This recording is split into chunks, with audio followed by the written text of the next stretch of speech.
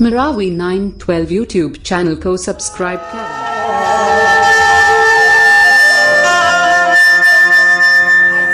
तेरी दिखाने वाली हर सी चिड़िया बैहा बनाती छोड़ दी तेरी दिखाने वाली हर सी चिड़िया बैहा बनाती छोड़ दी